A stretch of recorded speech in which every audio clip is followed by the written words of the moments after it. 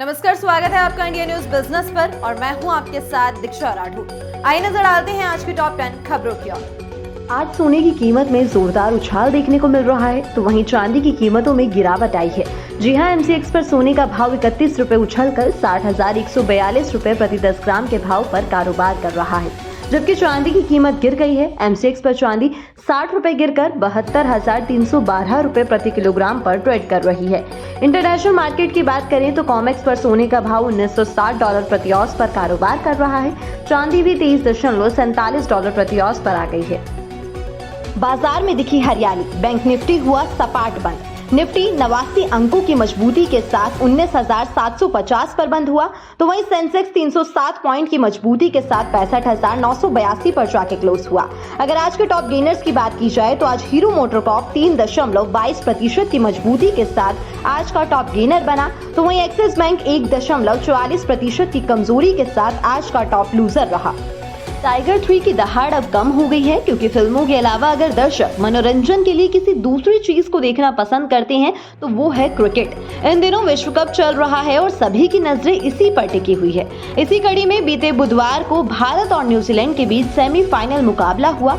इसे देखने के लिए हर कोई उत्साहित था, लेकिन इस वजह से सलमान खान को नुकसान हो गया। उनकी फिल्म टाइगर 3 के कलेक्शन में चौथे दिन 25% की गिरावट आ गई। आंकड़ों की माने तो चौथे दिन टाइगर 3 ने 22 करोड़ रुपए का बिजनेस किया। इसके बाद फिल्म का इंडिया में 4 दिन का कलेक्शन 169.50 करोड़ रुपए हो गया है।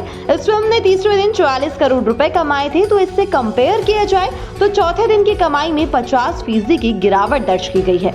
दिवाली के बाद जहां एलपीजी सिलेंडर के दाम बढ़ने की खबर आई थी, वहीं अब इस पर राहत मिली है।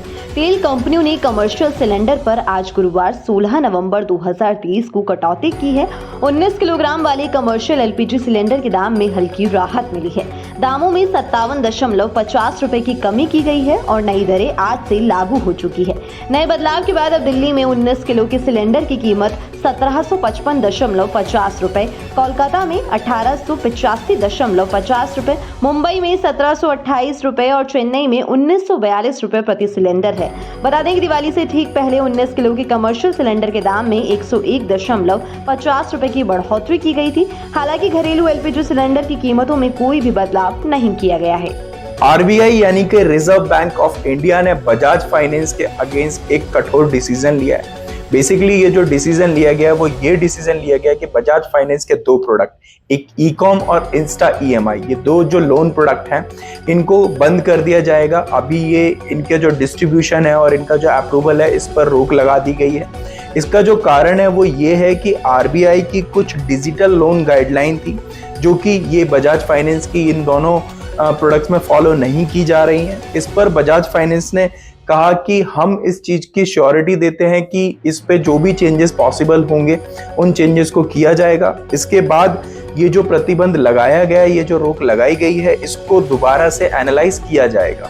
हाल ही में हुए इंडिया वर्सेस न्यूजीलैंड सेमीफाइनल ने नए रिकॉर्ड्स बना लिए हैं, तो इसी के चलते डिज्नी हॉटस्टार ने भी मैच देखने वालों का नया रिकॉर्ड बना लिया है।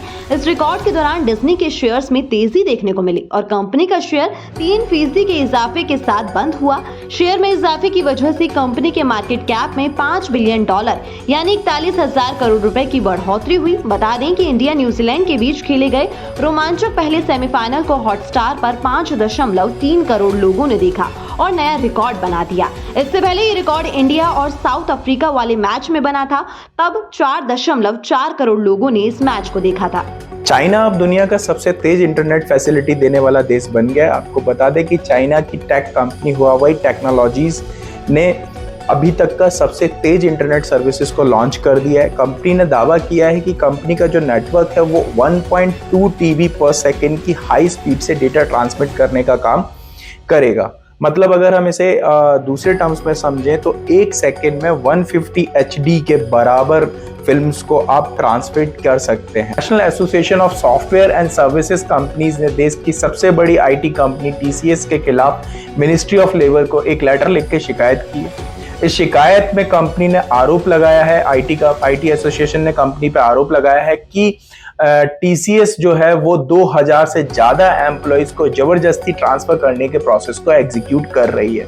इस पर टीसीएस ने एम्प्लॉयज को कहा है कि अगर 14 डेज के अंदर अंदर एम्प्लॉयज जो है वो ट्रांसफर नहीं लेते हैं तो ऐसे में जो एम्प्लॉयज हैं उनकी सैलरी कट कर ली जाएगी। तो इस पूरे मामले में जो आईटी एसोसिएशन है उसका कहना है कि इस सिचुएशन के वजह से जो स्टाफ है उसको फाइनेंशियली और मेंटली दोनों हरेसमेंट का सामना करना पड़ रहा है। इस पर आईटी एसोसिएशन ने मिनिस्ट्री ऑफ लेबर से रिक्वेस्ट की है कि इस पूरे ट्रांसफर प्रोसेस की जांच की जाए और गलत अगर कुछ हो रहा है तो उस पर कार्रवाई की जाए। आज वनडे वर्ल्ड कप 2023 के दूसरे सेमीफाइनल में दक्षिण अफ्रीका का सामना ऑस्ट्रेलिया से हो रहा है। कोलकाता के ईडन गार्डन स्टेडियम में होने वाले इस मुकाबले को बारिश की वजह से फिलहाल रोक दिया गया है। साउथ अफ्रीका के कप्तान तेम्बा बावुमा ने टॉस जीतकर पहले बल्लेबाजी करने का फैसला किया। साउथ अफ्रीका की शुरुआत अच्छी नहीं रही और उसके 4 खिलाड़ी जल्द ही आउट हो गए।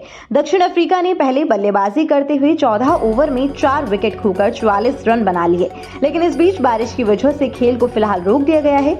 अगर बारिश के कारण आज दोबारा मैच शुरू नहीं हो पाता है तो ये मैच कल यानी कि 17 नवंबर को रिजर्व डे वाले दिन खेला जाएगा। इजराइल और हमास के बीच में वॉर चल रहा है और ये जो वॉर है इसको 1 महीने से ज्यादा हो चुका है। आपको बता दें कि अभी फिलहाल की अगर हम बात करें तो इजराइल की जो सेना है वो ग्राउंड लेवल पर जाकर गाजा पे आतंकवादियों को सर्च करके उनको मारने का काम कर रही है, उनके संगठनों को खत्म करने का काम कर रही है। तो ऐसे में आईडीएफ ने बताया, यानी कि इजराइल डिफेंस फोर्स ने बताया कि इजराइल की सेना ने जो हमास के पॉलिटिकल ब्यूरो चीफ हैं उनके रेजिडेंस पर हमला कर दिया है और उसका जो कारण बताया है वो ये बताया है कि इस रेजिडेंस का जो यूज़ है वो आतंकवादी हमलों के लिए किया जाता था।